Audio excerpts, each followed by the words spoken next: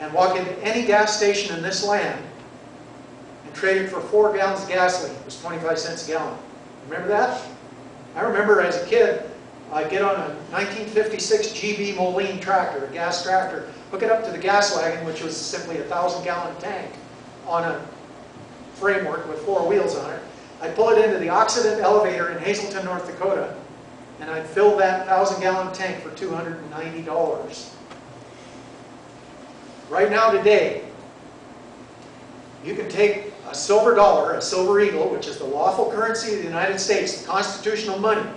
It's stamped by the West Point Mint in West Point, New York.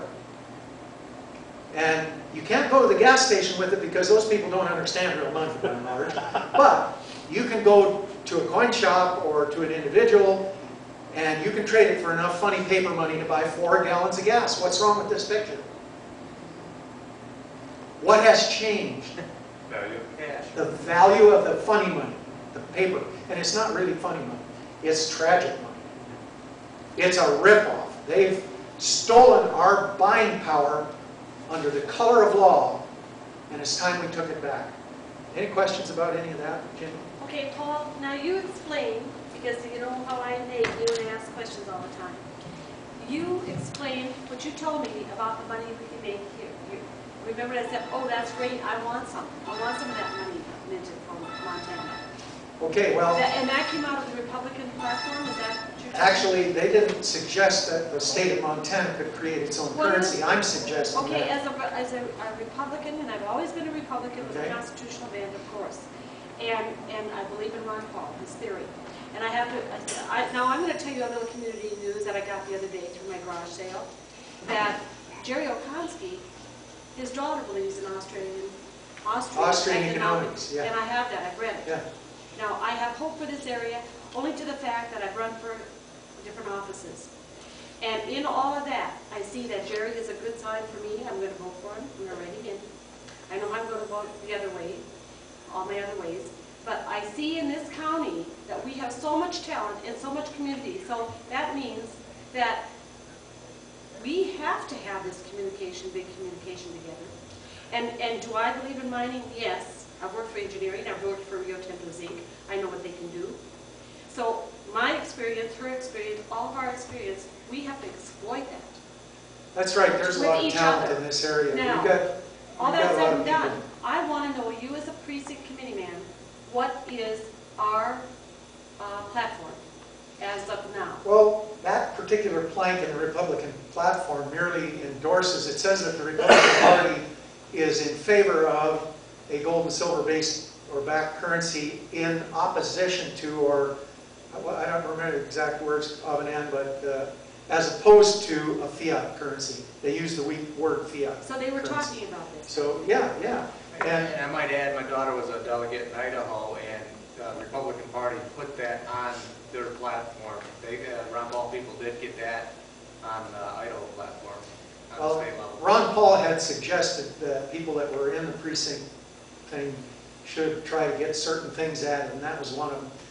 And all I'm basing my assessment about Montana creating its own gold and silver currency on is the fact that it's written in the Constitution, and that's the supreme law of the land. Now, no doubt there's some federal statute that purports to prevent a state from doing that, but if a state, the governor and the entire legislature passed a law saying that Montana was going to have a commemorative currency, $1 gold, $1 silver pieces, $20 gold pieces with the state emblem and so on and so forth. How the heck are they going to oppose that publicly? So Are they going to accuse Montana of counterfeiting? I don't think so. okay, going back to our group, everybody likes food and everybody likes money, and we need it.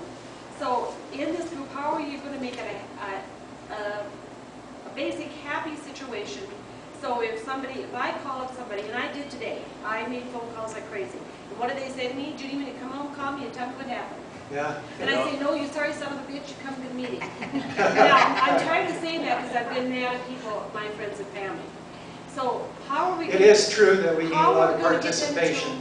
We need publicity. a fundraiser or whatever? And I'm going to have to think about that, and I'm open to suggestions. And I'll tell you, there's a lot of people from the West Kootenai here, but the people that are very close here did not come. So in all of that, I'm not going to scold anybody, but Aubin Ann's fundraisers and her pie, this woman used to go to the Venture Inn over in Libby. Remember, Aubin? And your pies? That doesn't mean we don't have to make pies anymore, Aubin. Okay, But we're going to let me have address that a little bit. some fundraisers. Let me address that. For our group. When we started this Ron Paul meetup group on the internet, we had a small nucleus, maybe half a dozen people.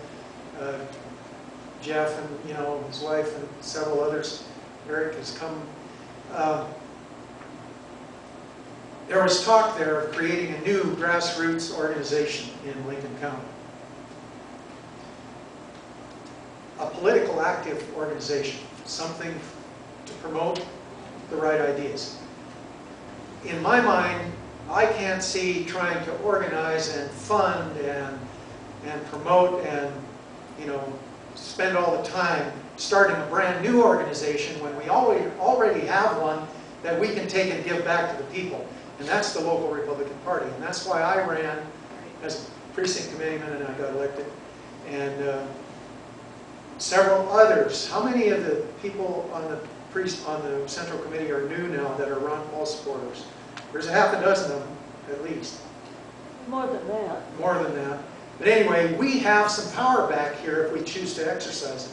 We can simply vote at these precinct, Central Committee meetings for the right issues. If we choose to add something to the local platform, we can do that now. We have the majority. Okay, so in my mind then, we need to exercise that power. And how we exactly do that? Well, Aubin's got a lot of experience. I'm learning real fast about how to work those meetings, trying to attend everyone. And we need citizen backup for what we propose at those meetings. And if we have that, we can go into a meeting and say, we've got 500 names on a petition that want us to add this and this and this to the Republican platform in Lincoln County. Here's an idea that I have. And I proposed this to the Central Committee.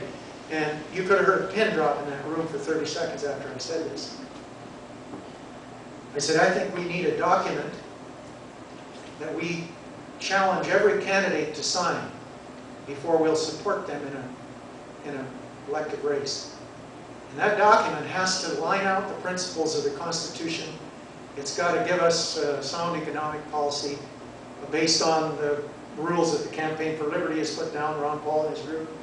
And that document has to be a unilateral contract between that candidate with his name on the document under notary and filed at the county courthouse. A unilateral contract with the citizens of Lincoln County to perform and do his utmost to put those practices and ideas into play. Now, anybody that refuses to sign such a document, it's binding that he make his best effort. It's not, obviously we can't bind them to actually perform because one person couldn't do it all alone. But we can bind them to stand up and be counted for each of those issues. If they're not willing to sign such a document, we simply can't support them. We support somebody that is. Go ahead. I'm Diane Ketchel from the West Kootenai, and my issue is one that's very frustrating. I'm sitting here representing 1,551 signatures that I collected as a result of the torture of that little dog, and I have nobody to talk to about it. Do you know how frustrating that is? I do. I've been doing this for 35 years. I have a sheriff. Think about what Ron Paul went through in the U.S. Congress for 20 years. Nobody would back him. 38% of the people of the Eureka area signed that, and 23% of the citizens of Libby signed it. And nobody will hear me. I can't talk to it. Even the Attorney General's office can't do anything about it. Yeah, How amazing well, that's your is that? typical answer from government. Nick? Last I heard on that